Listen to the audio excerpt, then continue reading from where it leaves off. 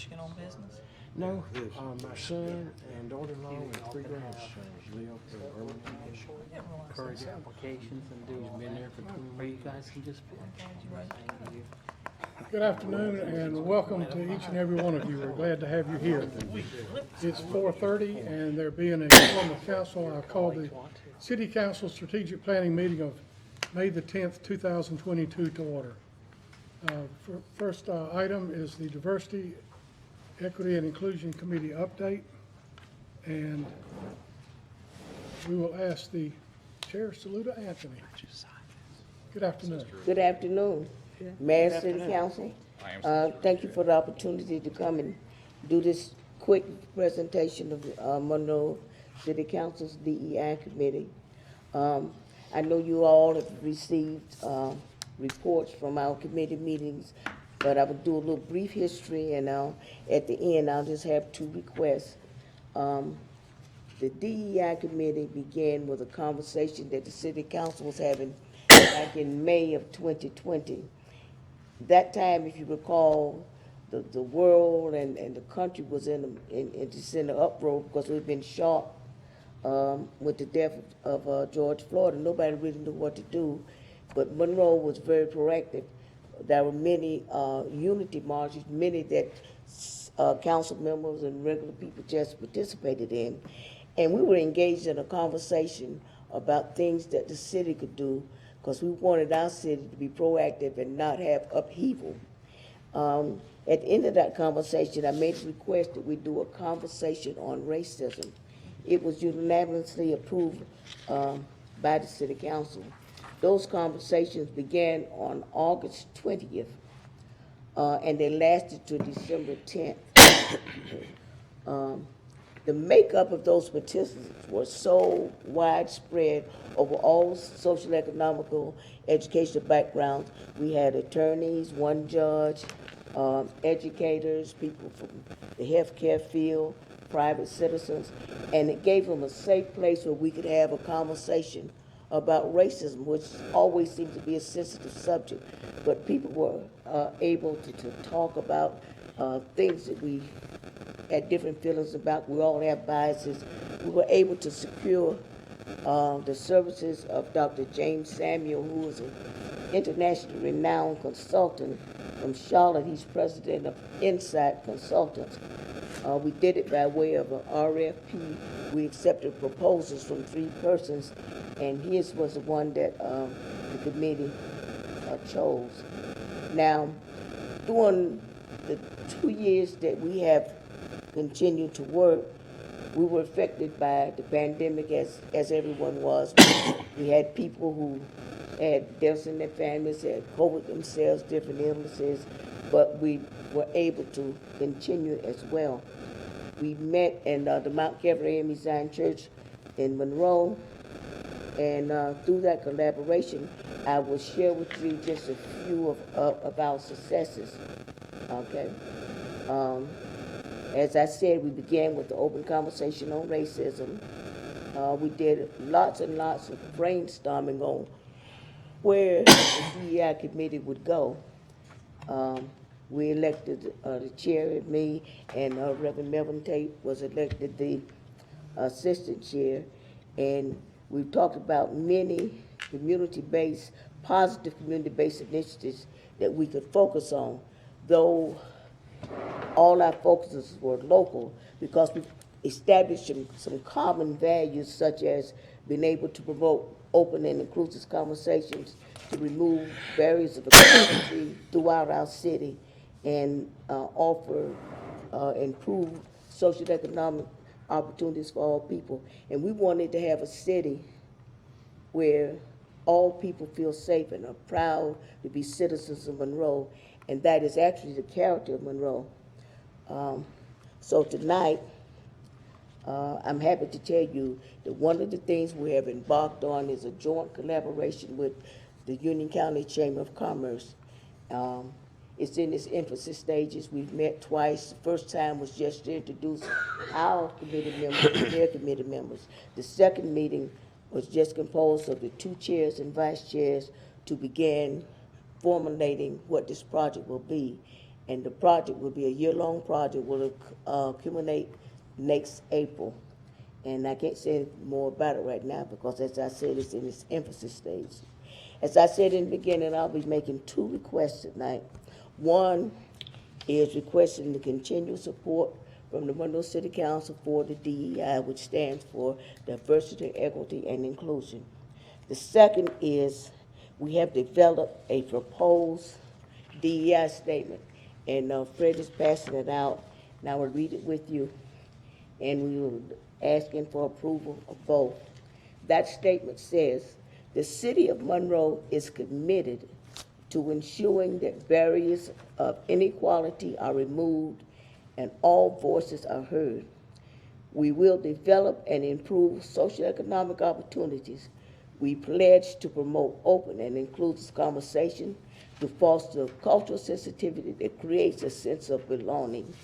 And in short, it just says that Monroe is a city, is an inclusive city, and all of our citizens are welcome. Thank you for the opportunity and the privilege to present from the DEI committee. I look forward to continue working with it. And that concludes my presentation. Thank you so much, Lou. Any questions? Good job. Good job. Thank you very much, Lou. Mayor, if you don't mind, she has asked for a motion of our support. I've been a part of this committee since it was formed. It's been a very enlightening experience for me, and I strongly support our DEI effort. This is a moral effort, and I think it should be supported by this council. I make a motion that we do that and that we approve this DEI statement, and that we continue to nurture and encourage this group. I'll second Okay, we have a motion and a second. I'll ask everybody to do a show of hands still. All in favor? Thank you very much. That motion passes. Thank you. Thank you for coming. Thank you. Thank you for chairing. Good to see you. Nice to meet you. Good to see you. You're welcome to stay. Thank you for coming. Appreciate it. Thank you. Good to see Mr. Tate, always good seeing you. Have a Told you blessed you'd have day. no problem with seeing you. Thank you, sir. Thank you. God bless you. Yes, sir. Yes, sir. Okay, thank you. Next is the Citizens Appointment Committee recommendations, and I'll ask Mayor Pro Tem Anderson if he would do the presentation. Thank you, Mr. Mayor. This has been something that we've wanted to bring up. And let me just say that, first, before I read this statement, that with the help of our city staff, and I want to thank them for helping to prepare this statement. I've been part of this statement as well. But ultimately, when the Citizens Appointment Committee meets, we want to be able to put the citizens that are approved and recommended on a committee in a timely manner. For example, the Citizens Appointment Committee met a little over 2 months ago, and we still have not been able to put those citizens formally on a committee because it ultimately has to be approved by council.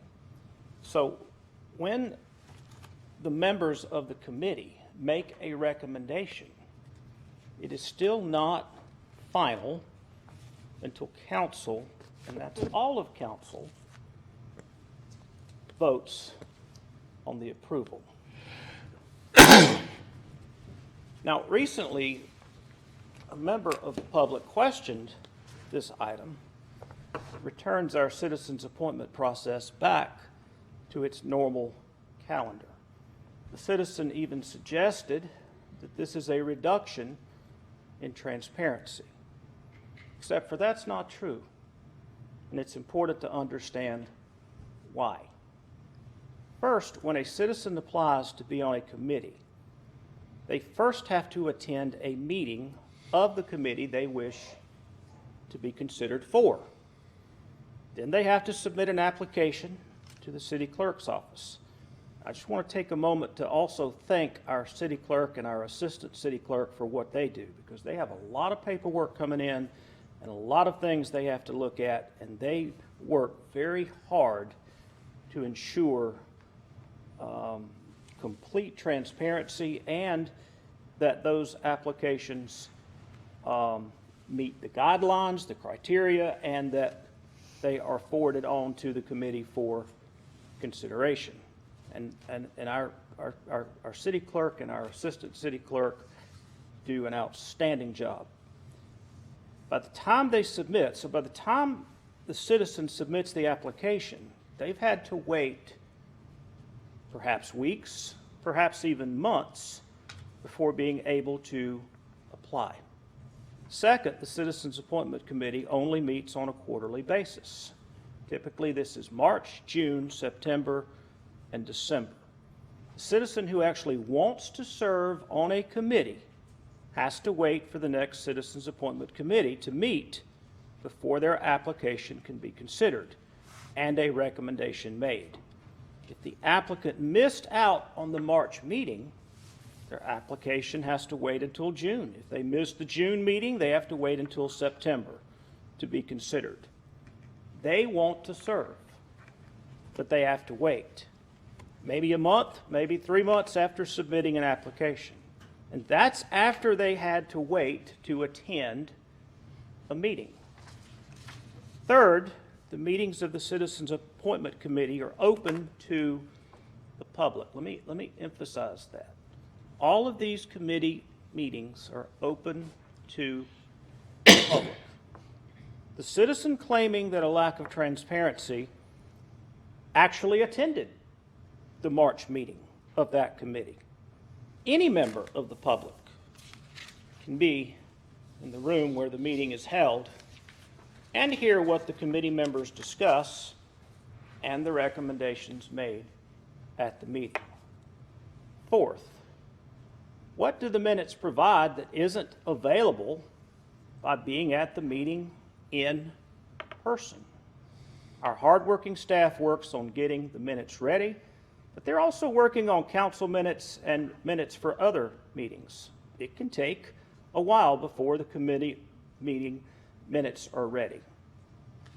We should not hold up the ability to appoint citizens to our committees because minutes may or may not be available. If someone is truly interested in the appointment recommendations made by the Citizens Appointment Committee, they can attend the meeting. They can read the packet. The packet is posted in advance. If they have a question about a recommendation made to council, they can ask. The minutes talk about what happened at the meeting, but the best way to know what happened is to go to the meeting. That's why North Carolina has open meeting laws, so you can see the business of the government in action and in real time. Come on down.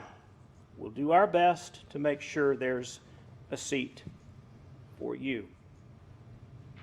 In fact, I can even remember during the COVID months, and I'm going to throw this in because I think it's important to be said, when we had limitations on the number of citizens that could be in the room, we actually rotated people out of the room so that we could rotate people back in the room.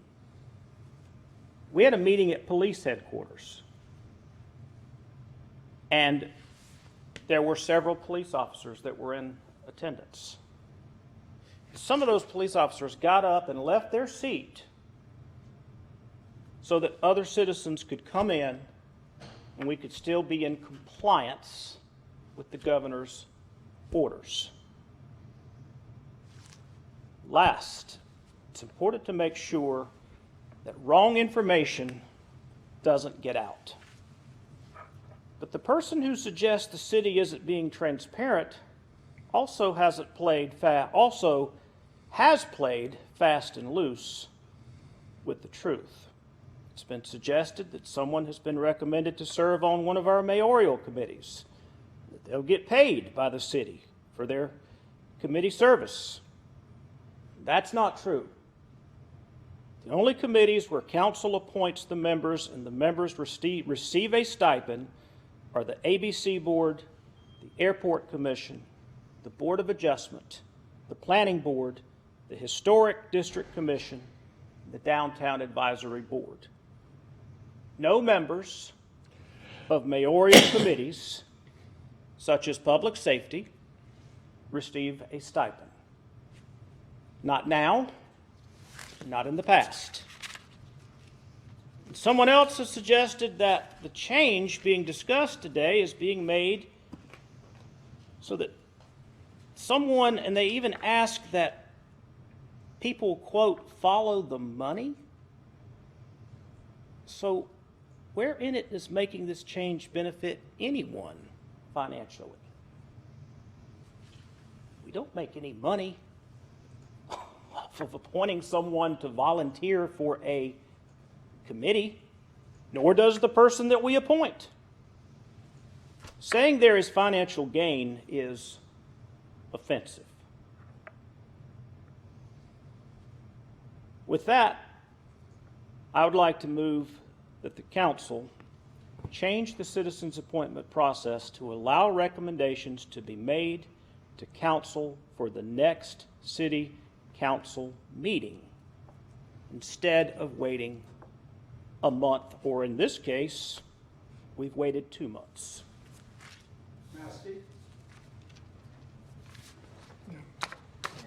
For the council.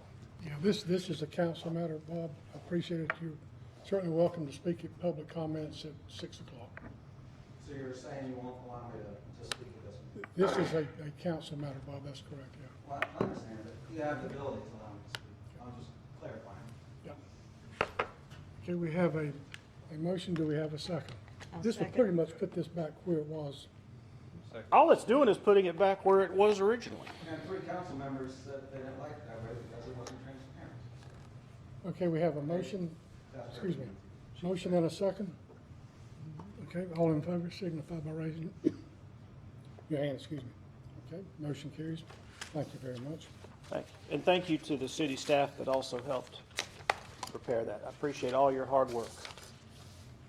Okay, next, we'll call on City Attorney Najib Shakan to discuss the approval of the order memorializing removal of Angela Nicole James from City Council and discussion on the process to replace vacant council member seat.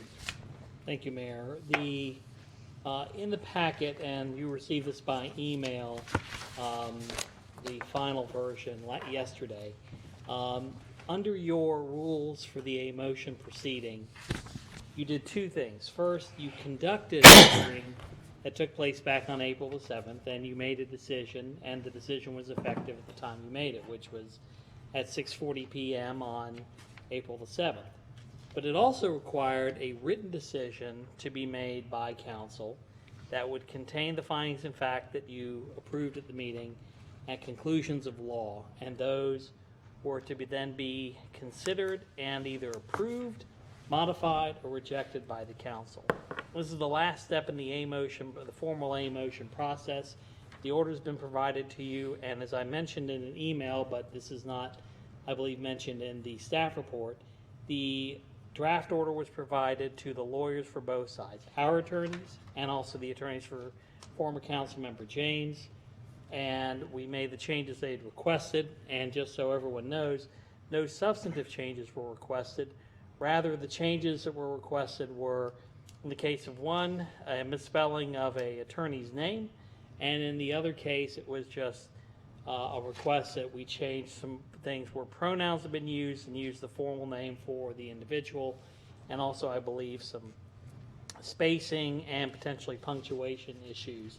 But you have the final version. It does not change anything in it, and so what we would ask is council to approve the order, and then that way, once that is done, that technically would trigger any right to appeal. However, as council is aware, there is a lawsuit that was filed by Ms. James's attorneys in federal court challenging your decision. So in a way, the appeal has already started. But this will be the last step you have to take as part of the formal A motion process that began in November of last year.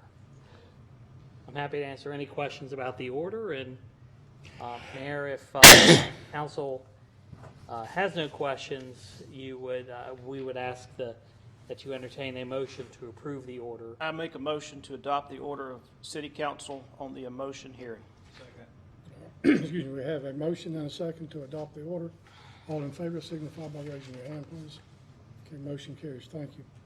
And then the second item, Mayor, is that we had discussed the fact that after the motion process was completed, if Councilmember James was removed from council, there would be a vacancy to be filled on council. And so at your request, I prepared a memorandum that all of you received this afternoon. I apologize that it took a while, but we got it together and noted a couple of things. First off, your A motion rules said that the process to fill any vacancy, if it occurs, is in accordance with North Carolina General Statute Section 168-63 and Section 2.7 of the Charter of the City of Monroe. Now, you would be surprised to learn that neither the Charter or the state law prescribes a process for how you would do it. It doesn't say you will, have a group of applicants or you will pick on your own. It just says, we'll fill the slot.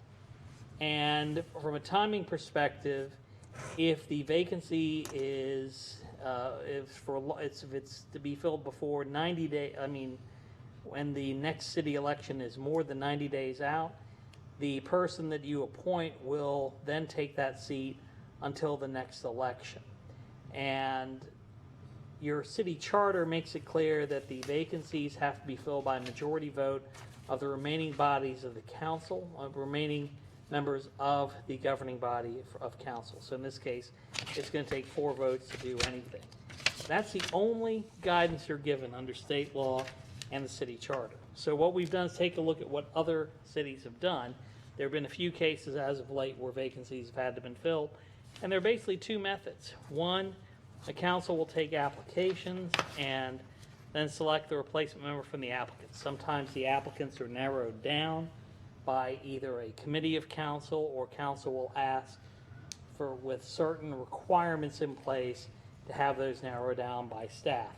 And then council may then take the finalists in that group, interview them at a public meeting, and then ultimately select the person to succeed. Now, the other is a council may make a determination to select a candidate or candidates on its own, and then vote to appoint a particular candidate by a majority vote.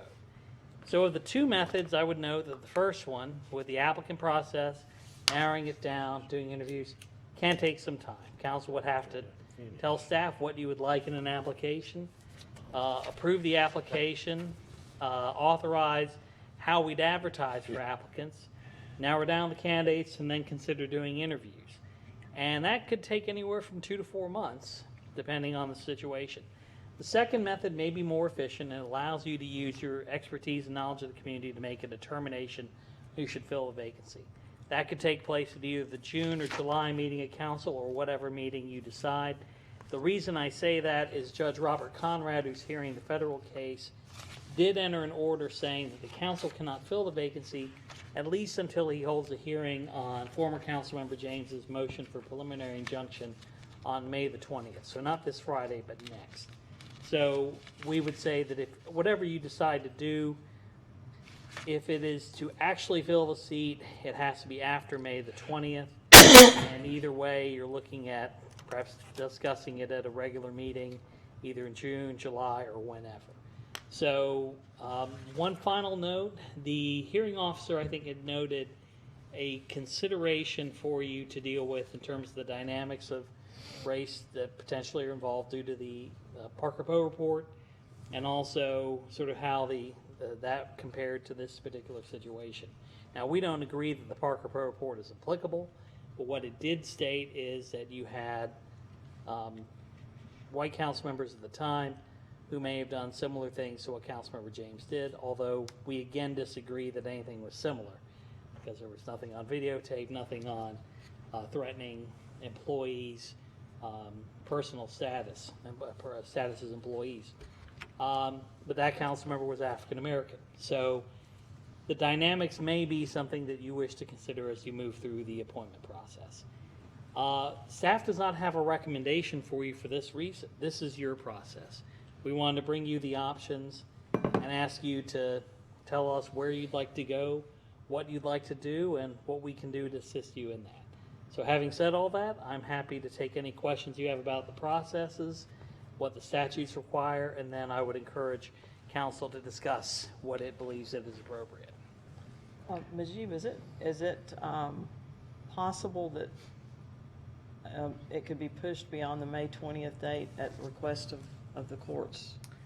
I doubt it will be for this reason. The preliminary injunction is seeking to do three things. One, to prevent you, to require Councilmember James be restored to council, to not adopt the order that you just adopted, and to not fill the seat until the end of the case.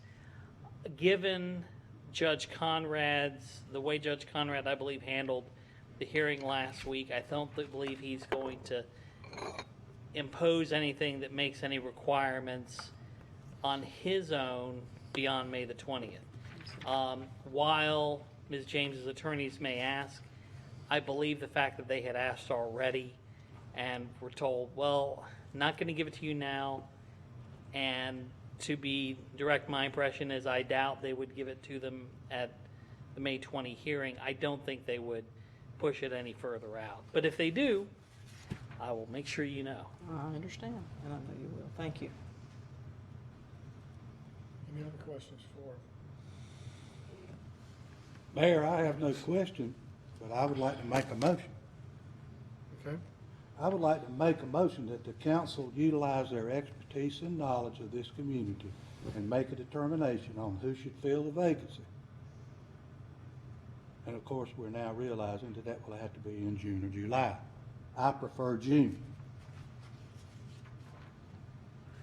In filling this vacancy, I think council may wish, as the attorney has suggested, is that we consider ensuring that the replacement is representative